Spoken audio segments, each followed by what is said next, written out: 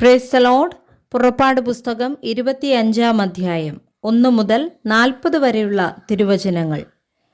യഹോവ മോശയോട് കൽപ്പിച്ചതെന്തെന്നാൽ, എനിക്ക് വഴിപാട് കൊണ്ടുവരുവാൻ ഇസ്രയേൽ മക്കളോട് പറക.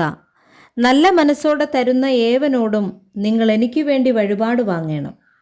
അവരോട് വാങ്ങേണ്ടുന്ന വഴിപാടോ പൊന്ന്, വെള്ളി, താമ്രം, നീലനൂൽ, ധൂമ്രനൂൽ, ചുവപ്പുനൂൽ, പഞ്ഞിനൂൽ, കോലാട്ടുരോമം, ചുവപ്പിച്ച ആട്ടുകൊറ്റന്തോൽ, തഹശുതോൽ, ഖദിരമരം, വിളക്കിന് എണ്ണ, അഭിഷേകതൈലത്തിനും പരിമളധൂപത്തിനും സുഗന്ധവർഗം, ഏഫോദിനും മാർപതക്കത്തിനും പതിപ്പാൻ ഗോമേദകക്കല്ല്, രത്നങ്ങൾ എന്നിവ തന്നെ. ഞാൻ അവരുടെ നടുവിൽ വസിപ്പാൻ അവർ എനിക്ക് ഒരു വിശുദ്ധ മന്ദിരമുണ്ടാക്കേണം. തിരുനിവാസവും അതിൻ്റെ ഉപകരണങ്ങളും ഞാൻ കാണിക്കുന്ന മാതൃക പ്രകാരമൊക്കെയും തന്നെ ഉണ്ടാക്കണം. ഖദിരമരം കൊണ്ട് ഒരു പെട്ടകമുണ്ടാക്കണം. അതിന് 2.5 മുഴം നീളവും 1.5 മുഴം വീതിയും 1.5 മുഴം ഉയരവും വേണം. അത് മുഴുവനും തങ്കം കൊണ്ട് പൊതിയണം. അകത്തും പുറത്തും പൊതിയണം. അതിൻ്റെ മേൽ ചുറ്റും പൊന്നുകൊണ്ടുള്ള ഒരു വക്കും ഉണ്ടാക്കണം. അതിന് 4 പൊൻവളയം വാർപ്പിച്ച് 4 കാലിലും നിൽക്കുന്ന 2 കെരൂബുകളുടെ നടുവിൽ നിന്നും ഇസ്രയേൽ മക്കൾക്കായി ഞാൻ നിന്നോട് കൽപ്പിപ്പാനിരിക്കുന്ന സകലവും നിന്നോട് അരുളി ചെയ്യും.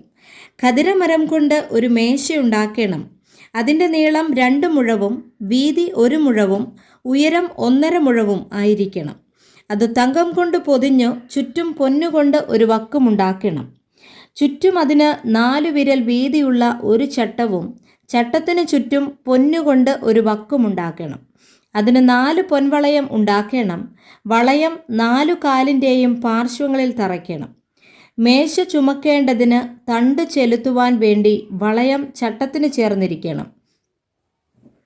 തണ്ടുകൾ ഖദിരമരം കൊണ്ടുണ്ടാക്കി പൊന്നുകൊണ്ട് പൊതിയണം. അവ കൊണ്ട് മേശ ചുമക്കണം.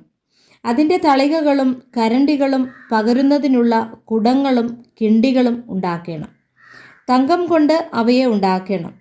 മേശമേൽ നിത്യം കാഴ്ചയപ്പം എൻ്റെ മുമ്പാകെ വയ്ക്കണം. തങ്കം കൊണ്ട് ഒരു നിലവിളക്കുണ്ടാക്കണം. നിലവിളക്ക് അടിപ്പ് പണിയായിരിക്കണം. അതിൻ്റെ ചുവടും തണ്ടും പുഷ്പപുടങ്ങളും മുട്ടുകളും പൂക്കളും അതിൽ നിന്നു തന്നെ ആയിരിക്കണം. നിലവിളക്കിൻ്റെ 3 ശാഖ ഒരു വശത്തു നിന്നും നിലവിളക്കിൻ്റെ 3 ശാഖ മറ്റേ വശത്തു നിന്നും ഇപ്പുറത്ത് 2 വളയവും അപ്പുറത്ത് 2 വളയവുമായി തറയ്ക്കണം. ഖദിരമരം കൊണ്ട് തണ്ടുകൾ ഉണ്ടാക്കി പൊന്നുകൊണ്ട് പൊതിയണം. തണ്ടുകളാൽ പെട്ടകം ചുമക്കേണ്ടതിന് പെട്ടകത്തിൻ്റെ പാർശ്വങ്ങളിലുള്ള വളയങ്ങളിൽ അവ ചെലുത്തണം. തണ്ടുകൾ പെട്ടകത്തിൻ്റെ വളയങ്ങളിൽ ഇരിക്കണം. അവയെ അതിൽ നിന്ന് ഊരരുത്. ഞാൻ തരുവാനിരിക്കുന്ന സാക്ഷ്യം പെട്ടകത്തിൽ വയ്ക്കണം. തങ്കം കൊണ്ട് കൃപാസനമുണ്ടാക്കണം.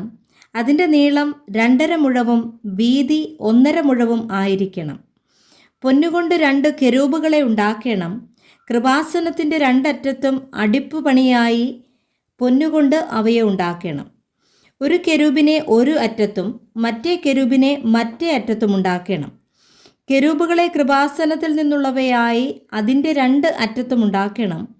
കെരൂബുകൾ മേലോട്ട് ചിറകു വിടർത്തി ചിറകുകൊണ്ട് കൃപാസനത്തെ മൂടുകയും തമ്മിൽ അഭിമുഖമായിരിക്കുകയും വേണം.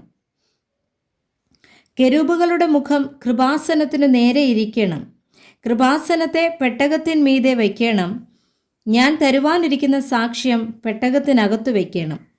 അവിടെ ഞാൻ നിനക്ക് പ്രത്യക്ഷനായി കൃപാസനത്തിന്മേൽ നിന്നും സാക്ഷ്യപ്പെട്ടകത്തിന്മേൽ നിന്നും ഇങ്ങനെ 6 ശാഖ അതിൻ്റെ പാർശ്വങ്ങളിൽ നിന്ന് പുറപ്പെടണം. ഒരു ശാഖയിൽ ഓരോ മുട്ടും ഓരോ പൂവുമായി ബദാം പൂ പോലെ 3 പുഷ്പപുടവും മറ്റൊരു ശാഖയിൽ ഓരോ മുട്ടും ഓരോ പൂവുമായി ബദാം പൂ പോലെ 3 പുഷ്പപുടവും ഉണ്ടായിരിക്കണം.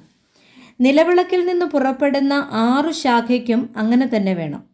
വിളക്കു തണ്ടിലോ മുട്ടുകളോടും പൂക്കളോടും കൂടിയ ബദാം പൂ പോലെ 4 പുഷ്പപുടമുണ്ടായിരിക്കണം. അതിൽ നിന്നുള്ള 2 ശാഖയ്ക്കു കീഴെ ഒരു മുട്ടും മറ്റു 2 ശാഖയ്ക്കു കീഴെ ഒരു മുട്ടും മറ്റു 2 ശാഖയ്ക്ക് കീഴെ ഒരു മുട്ടും ഇങ്ങനെ നിലവിളക്കിൽ നിന്ന് പുറപ്പെടുന്ന 6 ശാഖയ്ക്കും വേണം. അവയുടെ മുട്ടുകളും ശാഖകളും അതിൽ നിന്നു തന്നെ ആയിരിക്കണം.